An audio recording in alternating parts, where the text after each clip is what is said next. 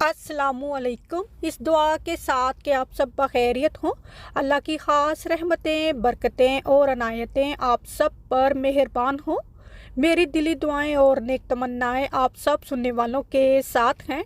इस तरह जब व्लॉग शुरू करती हूँ मैं, तो बल्कि जो भी व्लॉगिंग करते हैं या कोई वीडियो इस तरह यूट्यूब पर अपलोड करते हैं या टीवी पर जब हम कोई भी प्रोग्राम देखते हैं, तो शुरू में वो एक तरीका होता है बात को शुरू करने का। तो दुआओं से अच्छा आगाज़ तो कोई और हो ही नहीं सकता। तो जिस तरह से मैं बोलती हूँ, तो ये कोई लिखे लिखाए लफ्ज़ नहीं थे, बस इस तरह मैंने बोलना शुरू किया कि इस तरीके से इसको शुरू किया जाए, तो वो एक आपकी रूटीन बन जाती है। और अगर इंसान की अपनी आदत अच्छी हो, अपना मिजाज जो है वो अच्छा हो, तो वो उसकी आदत का हिस्सा हो जाता है।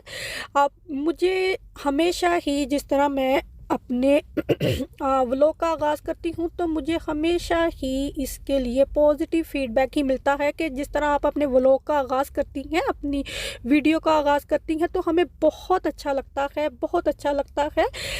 साथ में कुछ मज़ाहिया किस्म के लोग भी होते हैं, मस्खरापन जिनकी आदत होती है कि ऐसा लगता है जैसे ख़बरनामा शुरू हो गया है।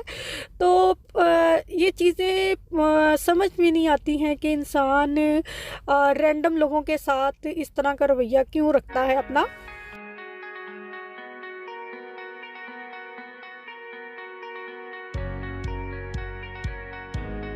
वीकेंड शुरू होते ही सबसे ज़्यादा जो टेंशन की बात है वो टेंशन ही मैं कहूँगी, फ़िक्र कहूँगी इसको, कि फटाफट से बच्चों के यूनिफॉर्म जो हैं वो धुल जाएं। क्योंकि गर्मियाँ थी, मौसम अच्छा था, कपड़े धोकर बाहर धूप में डाल देते थे तो फ़ौरन से ही सूख जाते थे। लेकिन अभी मौसम ठंडा हो गया है और मेरे पास ड्रायर नहीं है, और मुझे पर्सनली ड्रायर पसंद भी नहीं है। तो कपड़े जो हैं वो या तो मैं जुम्मे को ही शाम को धो देती हूँ। अगर जुम्मे को ना धोए जाए तो अभी सैटरडे को मैं कपड़े जो हैं फटाफट से मशीन में डाल दूंगी, और धुल जाएंगे तो हीटर पर डाल दूंगी और सूख जाएंगे। क्योंकि मौसम जो है अक्टूबर का महीना है, लेकिन मौसम में जो ठंडक है वो काफ़ी ज़्यादा है। जैसे कि नवंबर दिसंबर के महीने में सर्दी होती है ना, वैसे मौसम में सर्दी है यहाँ पर। तो हीटिंग जो है वो लाजमी ऑन करनी पड़ती है सुबह के वक्त और शाम के वक्त, और कपड़े जो हैं वो जल्दी से हीटिंग ऑन होने की वजह से सूख जाते हैं।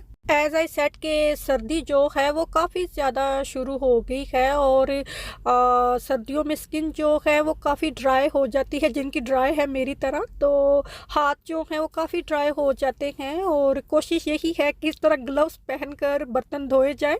लेकिन ये 10 मिनट का काम था, मुझे तकरीबन 20 मिनट लग गए कि ग्लव्स से, वैसे ग्लव्स से ना काम ज़रा जल्दी होता है, लेकिन जो ग्रिप है ना, जो ग्रिप है बर्तन की, वो शायद इतनी यूज़ टू नहीं हूँ मैं, क्योंकि मैं बिना ग्लव्स के ही बर्तन धोती हूँ, कपड़े तो नहीं धोती, बर्तन धोती हूँ।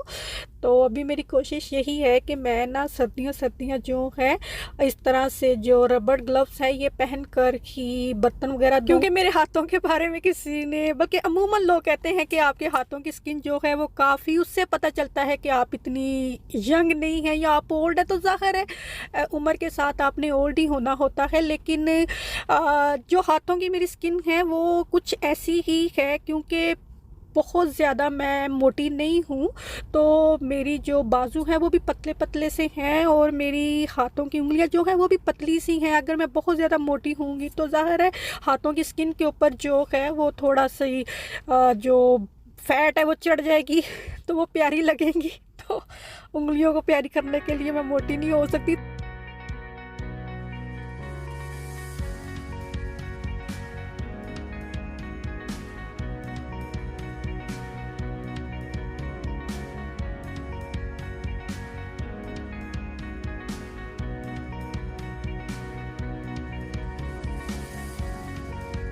पहले मैं जो टिन के उबले हुए चने होते थे ना वो यूज़ कर लिया करती थी, पका लेती थी, वो भी सही है, काफ़ी साल हम वो ही खाते रहे हैं। लेकिन अभी जो है घर पर चने भिगो कर ना उन्हें बॉयल करके तो फ्रीज़ कर लें, या पकाने हैं तो पका लें। जैसे कि आज मैं चने जो हैं उन्हें बॉयल कर रही हूँ।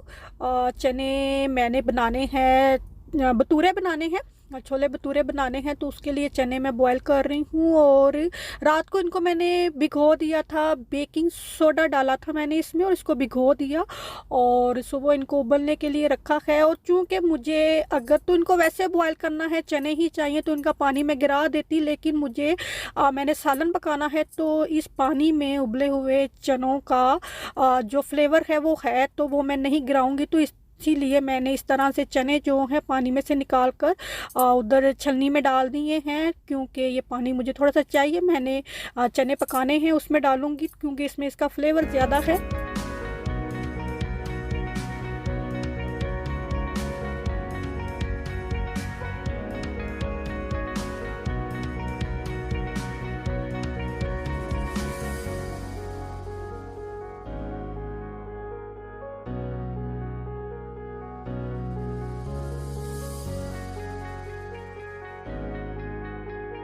चने उबल गए हैं, तो साथ ही मैं यहाँ पर हलवा पका रही हूँ। सूजी का हलवा बनाऊंगी।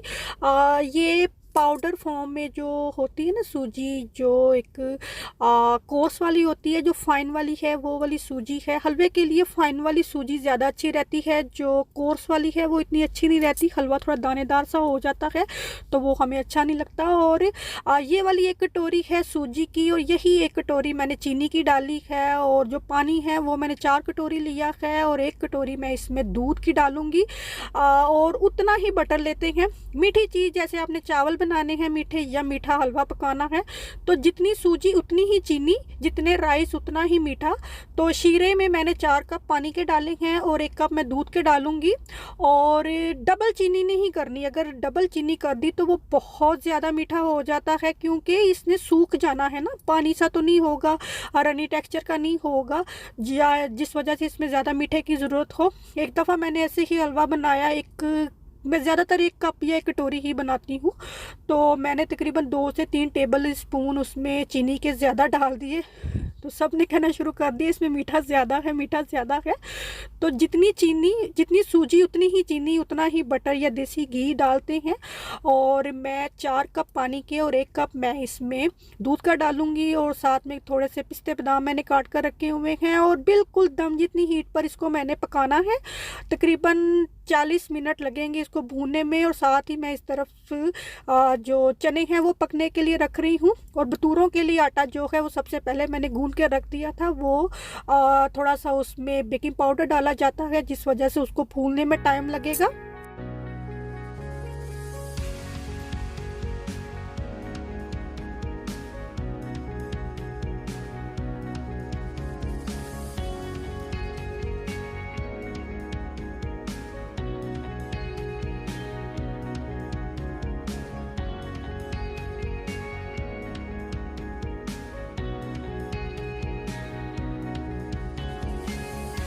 जब हम बच्चे थे, अम्मी इस तरह घर में काम करती थी, तो हमें कभी होश ही नहीं होता था कि अम्मी के पास किचन में जाके बैठ जाएं। हालांकि उस वक्त टीवी, मोबाइल फ़ोन ये चीज़ें नहीं थी, लेकिन हमें शायद ध्यान नहीं होता था, या हमारी दोस्तियां सहेलियां इतनी होती थी, कज़न्स आ जाती थी, या हम उस वक्त गली के दरवाजे पर जाकर खेल लिया करते थे। ऐसे था माहौल ना। लेकिन अभी बच्चे यहाँ घर पर ही रहते हैं, और जिस तरह के आज इंटरनेट मीडिया इतना ज़्यादा है, मोबाइल है, टीवी है, और इतना कुछ है, लेकिन फिर भी इस तरह जब मैं खाना बनाती हूँ, मेरी बेटी बड़ी बड़ी जब घर पर होती है तो वो मेरे पास आ जाती है। और वो फिर उसे पता होता है, देखती है कि मामा काम कर रही हैं, तो मामा मैं फ्री हूँ, मैं आपके साथ कोई हेल्प कराऊँ? तो मैं कहूँगी इसमें चमचा हिला दो, ये कर दो, वो कर दो। वो साथ साथ मुझसे पूछती भी है, साथ साथ वो मुझसे पूछती है, सवाल करती है कि इसमें क्या कुछ डाला है और कितना डाला है, और ये हम क्यों डाल रहे हैं। अभी जैसे मैंने प्याज में पानी डाला, तो उसने पूछा कि प्याज में हमने पानी क्यों डाला, और प्याज ने शोर क्यों मचाना शुरू कर दिया। मैंने कहा प्याज का शोर नहीं है, क्योंकि ऑयल गर्म है ना, तो ऑयल में जब गर्म ऑयल में पानी डालेंगे तो वो उसके ऑपोजिट इंग्रेडिएंट्स है, तो उस वजह से वो रिएक्ट करता है। तो इसी वजह से वो बहुत ज़्यादा उसने शोर मचाना शुरू कर दिया। तो अभी मैं जब इसको हिलाकर लेवल कर रही हूँ सूजी को, तो मैं दिखा रही हूँ उसको कि देखो इसके ऊपर चमक सी आ रही है, मतलब जो ये भुना किया है। कहती हाँ मैं ऊपर बैठी थी तो मुझे खुशबू आ रही थी कि आप हलवा पका रही हैं, हालांकि मैंने किसी को नहीं बताया कि मैं हलवा बना रही हूँ। तो बजाय बच्चों के कि तुम काम करो, तुम काम करो, तुम काम करो, ये करो, वो करो, ये करो, वो करो, अगर तो बच्चे बिल्कुल ही नहीं कर रहे तो ठीक है, बच्चों को ये चीज़ सिखानी चाहिए, बच्चियों को ख़ास तौर पर ये शऊर होना चाहिए। तो चूँकि हमारी अम्मी घर में करती थी, हम उन्हें देखते थे, लेकिन इस तरह तो सर पे खड़े होके हमने नहीं देखा, लेकिन हमें पता होता था कि हमारी अम्मी घर में काम कर रही हैं, खाना बना रही हैं, क्या कर रही हैं। और माशाल्लाह मेरी अम्मी खाना बनाया करती थी, अब फ़ौत हो चुकी हैं। पूरे ख़ानदान में वैसा कोई खाना नहीं बनाता था, हलवे, खीरें, हलवे, ये सब कुछ अब आजकल तो वो खाने रहे रहे ही नहीं हैं जो पहले बना करते थे। आजकल तो इतनी और चीज़ों ने जगह ले ली हुई है। तो हमारे पूरे ख़ानदान में सबसे बेहतरीन खाना मेरी अम्मी बनाया करती थी। मीठे चावल किसी ने भी पकाने हैं ख़ानदान में, मेरी अम्मी की सिस्टर भी होती थी, उन्होंने मीठे चावल बनाने हमारे घर भेज देते थे कि आपने पका के देने हैं, क्योंकि वो सही बनाती थी, अच्छे बनते थे उनसे। तो हमने भी गलतियाँ कर कर के सीखा है। और चूँकि हमारी अम्मी बनाती थी, उन्हें शौक़ था, उनमें जो चीज़ थी वो ऑटोमेटिकली हम में भी आ गई। भले हमने उस वक़्त नहीं सीखा, लेकिन आहिस्ते आहिस्ते हमें ये चीज़ आ गई। और अभी जैसे मेरी बच्चियां हैं, वो मेरे पास खड़े होकर देखती हैं, पूछती हैं, तो ये चीज़ें जो हम वैसे ही रैंडमली बच्चों को सिखा रहे हैं, ये इनके माइंड में कहीं ना कहीं फीड हो रही हैं। जब प्रैक्टिकल लाइफ में इन्होंने आना है इंशाल्लाह, तो ये चीज़ें अपने आप बच्चे जो हैं ना वो स्मूथली करते जाएंगे। क्योंकि मुझे अच्छे से याद है कि मेरी अम्मी घर में किस तरह काम करती थी, किस तरह खाने बनाती थी। अभी तो हमने मशीन में कपड़े डाले हैं निकाल के, तो हमने सूखने के लिए डाल देने हैं, लेकिन पहले तो ग्राउंड फ्लोर पर कपड़े धुलते थे, तो 3 मंजिलें ऊपर जाके तो कपड़े सूखने के लिए डाले जाते थे। मजाल है कभी हम भी बड़े थे, हमने कभी जहमत नहीं की कि जाकर कपड़े ऊपर डाल आते, उतार के ले आते। तो अभी मशीन से निकालने हैं, डालने हैं और निकालने हैं। पहले तो मशीनें भी ऐसी नहीं होती थी। तो वो चीज़ ऑटोमेटिकली मुझ में है कि मुझे बहुत ज़्यादा मेहनती तो मैं नहीं हूँ, लेकिन मैं काहिल नहीं हूँ, क्योंकि मेरी अम्मी मेहनती थी। मेरी अम्मी, आजकल तो हम ये छोटे छोटे से घर हैं, हम इनको पेंट कर लेते हैं। हम जब छोटे थे तो हमारे घर इतने इतने बड़े होते थे, दीवारें इतनी इतनी बड़ी होती थी। मेरी अम्मी उन पर सफ़ेदियाँ किया करती थी। और जो हमारे घर के बाहर की दीवार होती थी, रात को 2-2:30 बजे उठ के उसके ऊपर सफ़ेदियाँ मेरी अम्मी किया करती थी। तो हमें ये सब याद है। तो चूँकि वो हार्ड वर्क किया है उन्होंने अपनी ज़िंदगी में, बहुत सी मुश्किलात का सामना किया है, प्रैक्टिकली भी रवैयों को भी सहा है, तो वो चीज़ हम में भी है। तो इसी वजह से ज़िंदगी के जितने भी मामलात हैं उनको बखूबी समझने की सकत है। और देखें मेरी बातों में जो बतूरे हैं वो भी फूलना शुरू हो गए यहाँ पर।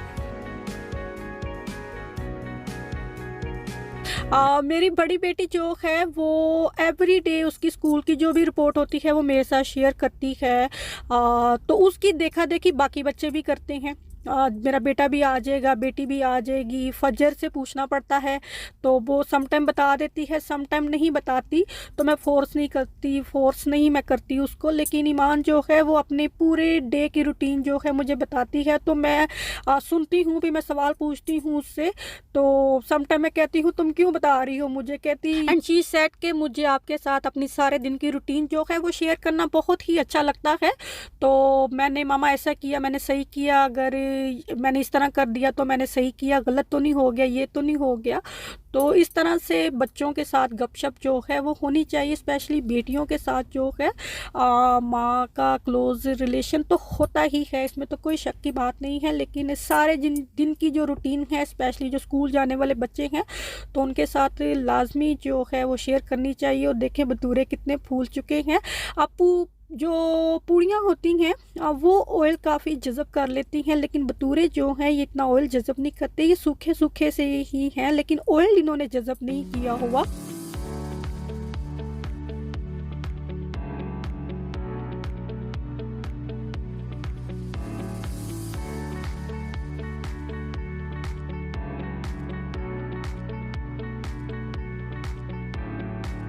बच्चों के स्कूल के शूज़ जो हैं वो अच्छे से अच्छे भी ला कर दिए हैं, मीडियम क्वालिटी के भी ला कर दिए हैं, या बच्चे पहनते इस तरह हैं उनको ख़राब कर लेते हैं। वाइट कलर के ज़्यादा शूज़ थे तो वो जल्दी ही मैले कर लेते हैं। तो फजर के लिए मैं लास्ट वीक एज़ जॉर्ज से लेकर आई, तो एक मैं दुआ के लिए भी ले आई, लेकिन दुआ को वो छोटा था, लेकिन वो बहुत ही प्यारा शूज़ पेयर था। इसी तरह का था वो भी ना, बूट से बने हुए सर्दियों वाले। तो मैं फिर दूसरे एज़रा गई, ऑनलाइन चेक किया तो वो उसमें ना साइज़ ही नहीं था। तो फिर माटालान पर ये मिला तो डिलीवर करवा लिया मैंने। तो ये बहुत ही अच्छा लगा इसको पहने हुए। ये पतली ही इतनी है तो हाँ, मैं इसको कहती हूँ थोड़ी सी मोटी हो जाओ, लेकिन ये पतली काफ़ी ज़्यादा है बाकी बच्चों की निस्बत। वीकेंड पर प्रोग्राम बना बच्चों का कि नो टाइम टू डाई जो है वो फ़िल्म देखी जाए। जेम्स बॉन्ड की फ़िल्म है वो, और वो आई थिंक इस सीरीज़ की लास्ट ही मूवी है। तो पहले मैंने कहा मैं नहीं जाऊंगी। बच्चे साथ छोटे चले जाते हैं तो वो शोर मचाना शुरू कर देते हैं, अक से जाते हैं ना शायद इसी वजह से। तो मैंने कहा जिस बच्चे ने जाना है अपने डैडी के साथ चला जाए। तो ईमान ने कहा मैंने जाना है लेकिन मैं मामा के साथ जाऊंगी, मामा नहीं जाएंगी तो मैं नहीं जाऊंगी। और कहा ईमान ने ही था कि मैंने ये मूवी देखनी है। तो फिर हम बच्चों को साथ लेकर मूवी देखने गए, और इतना अच्छा वेदर था, इतनी ज़्यादा सर्दी थी बाहर।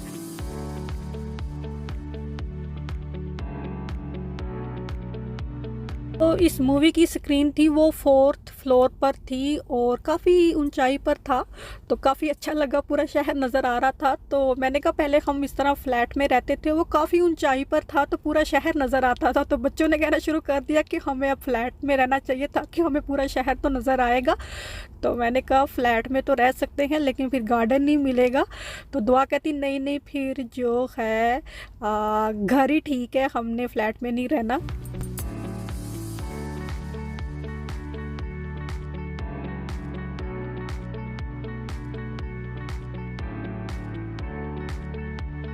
ये पॉपकॉर्न का बैग जो है 599 का मिला। तो मैंने कहा इतने में तो जितने लोग यहाँ देखने आए मैं सबके लिए बैग बना दूँ।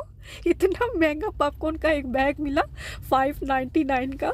और बिल्कुल मैं ये भी जानती हूँ कि ऐसी जगहों से जो चीज़ें हैं वो थोड़ी अप प्राइस होती हैं, थोड़ी महंगी मिलती है, लेकिन हम देसी लोग हैं तो हमारा सोचने का जो स्टाइल है ना वो देसी ही है, या शायद हम पॉपकॉर्न को इतनी अहमियत देते नहीं हैं।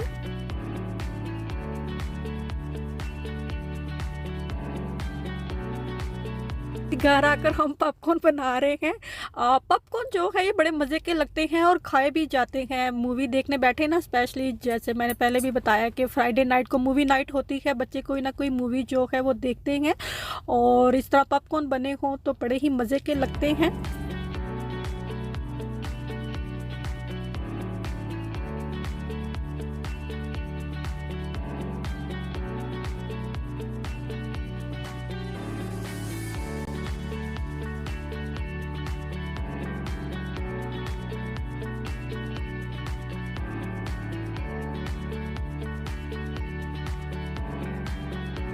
पिछले हफ्ते के ये बलून्स पड़े हुए थे सालगिरह के, तो ईमान ने कहा चलो आओ इनको हम हवा में उड़ा देते हैं।